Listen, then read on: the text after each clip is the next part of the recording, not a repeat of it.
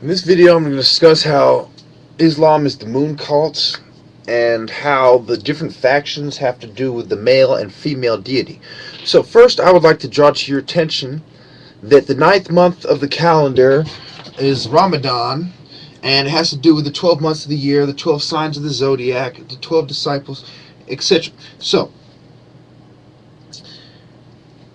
and of course, all those famous historians and secret society guys pointed it out, Josephus, Copernicus. Anyway, so we go on to talk about the dispute that happened over Fatima, with Abu Bakr promising the land. Muhammad promising the land to Fatima, and Abu Bakr, a rich merchant who was Muhammad's father-in-law. So you have somebody who's not related to Muhammad arguing with his daughter, okay? And what proceeds to play out at that point is something rather disturbing. Is that all the way from Ibrahim and Musa, who they call Moses, and Isa, who they call Jesus, all the way down to Muhammad. They believe the prophets go way back, right? And there's 5 pillars. Pray 5 times a day. There's certain numbers that are significant. Now, it's important to notice that the argument surrounds several symbolic things. One is the fire, okay? They were trying to set fire to the house of the female, which is symbolic of the male struggling with the female deity in the sky. Okay, like in the Bible, the heavens declare the glory of God, etc. in Psalms. So, why this divine struggle is playing out, it's also playing out in the story between the overzealous male figure, who is Abu Bakr, this merchant. He goes around, he's forcing his weight, he's throwing his weight around, he's getting his way, he gets Medina to unite under him, he challenges Ali, and he wins. The Sunni follow him. Who are the Sunnis? Saudi Arabia, Gaddafi. Of course, you have bin Laden, Saddam Hussein. Who are the Shiites? The Shia. Well, Iran, of course. Now think about it. You had in Iraq the majority of Shia being oppressed by the Sunni minority, and next door you have the Shiites in Iran. So think about the vested interest and cleaning house. If you're cleaning house in your overall religion, you're going after the other factions. Like in Europe, when the Irish, they go on the street, one of them wears green, one of them wears blue. What is it about? It's about the churches. Remember, all the different churches, the Anglican Church, the Catholic Church, the Protestant Church, Evangelical, Jehovah's Witness, on and on. You have to understand that all these people are competing for your prayers, your donations, your money, for power. So, who are Ali, Hassan, Hussein, Ani Zainul Abidin, Mod al-Bikr, Jafar al-Sadiq? Okay, who are we talking about here? We're talking about the line that goes back to Abdul Muttalib all the way down, and it ends over here after Bora. Okay? Well, basically it ends with Bora. So, and it talks about the different imams, and it talks about Moses, Musa, etc. Okay? So, as you go down to this part of the thing, this part of the family tree, the descendants, where the power was passed down to, it's quite clear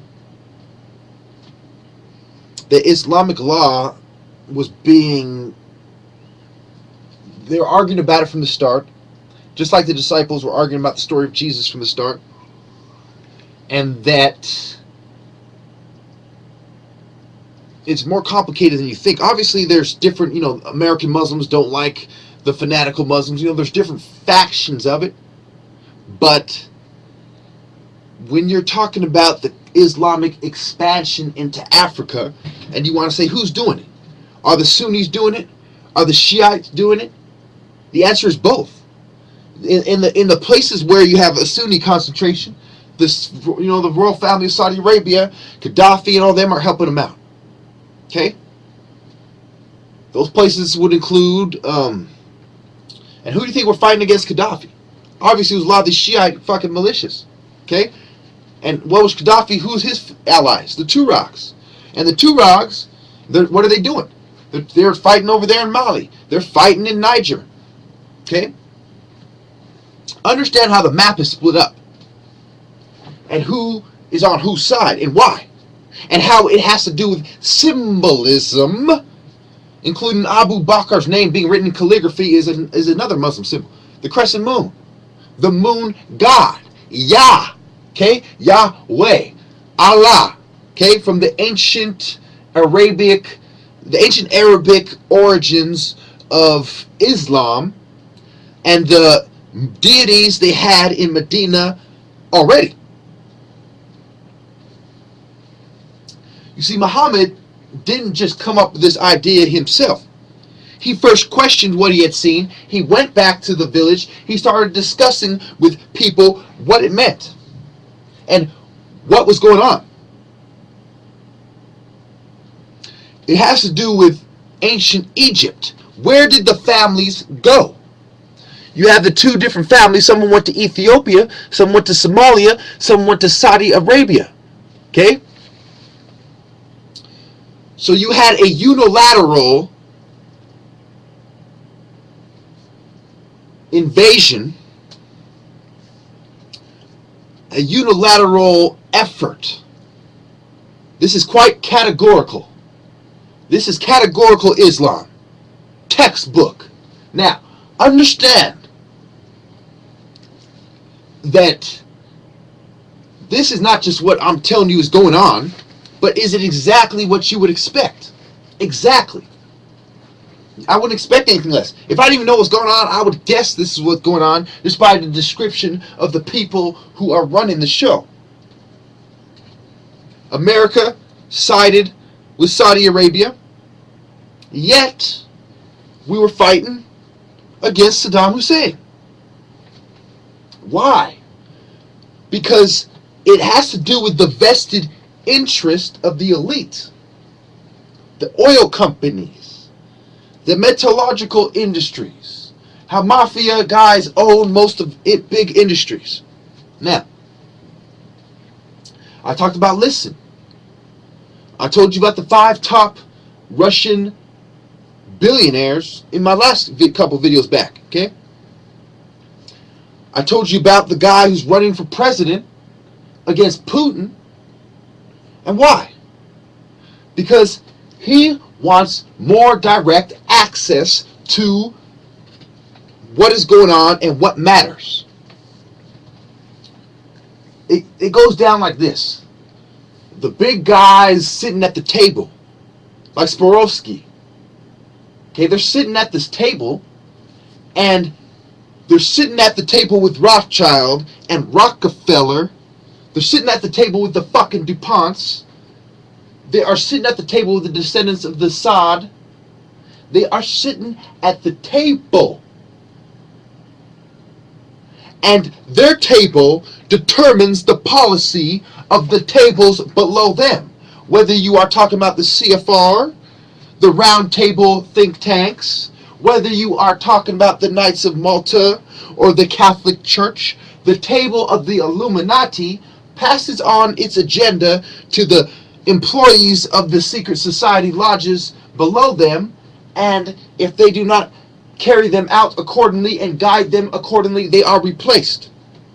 They are pushing their pipeline in the form of people. The people are the individual attachments of the pipes.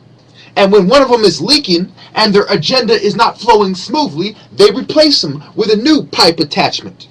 It is not just their oil pipeline, but their Masonic structure, which is built on the temples of man. And where does the policy come from? Who were the people pushing the policy? The Greco bankers who controlled the mercenaries. The Arab banker Abu Bakr, who controlled the Islamic thought of the Sunni Muslims, who become very influential. Saudi Arabia, very influential. Gaddafi was very influential. Saddam Hussein, very influential. And who controlled who influenced the thought of the Masonic lodges? The women. Now, who is Set? Set is Set plus An. It is Abu Bakr plus Fatima. Now, hold that thought.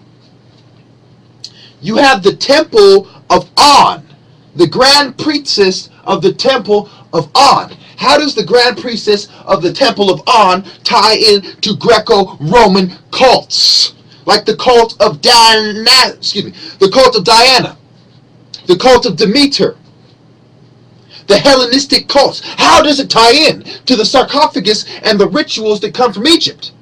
And Alexander the Great, around 350 BCE, 330 BCE.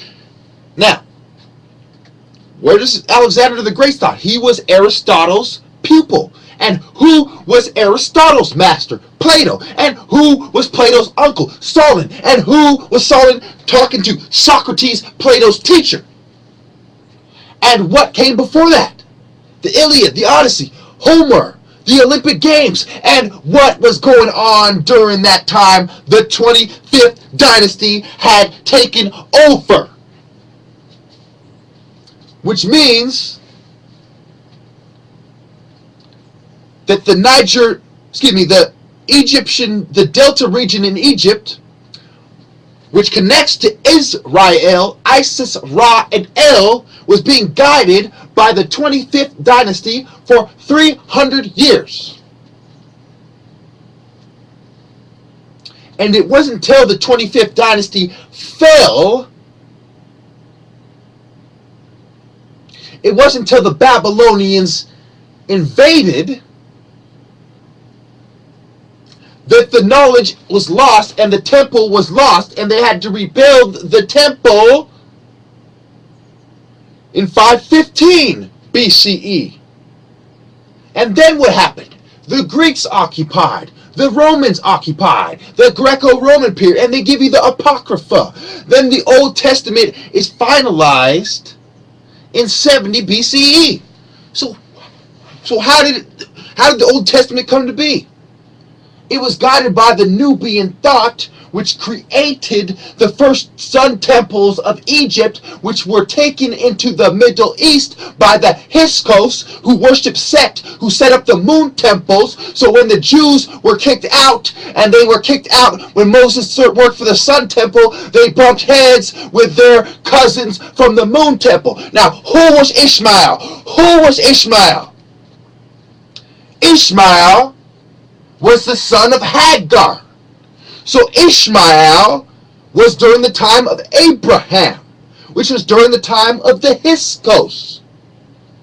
So after Abraham, the Jews are in Egypt under the Hyksos, who are the moon temple, who take it to the the moon temple, who take it to the Middle East and set up the foundations of Islam, and they are later met by the priests of their Hyksos brothers. In 1200 BCE, those who remained behind as slaves and joined the sun temple of the Amenhotep, of Tutmosis, of Akhenaten, the sun gods. So Akhenaten goes to Amana, the sun gods go to Israel, Isis, Ra, and the Canaanite god El. They have a clash, they clash. You can't beat them, join them. We get Isis, Ra, you get El, we'll put it together. This is our home. That's what happened. End of story.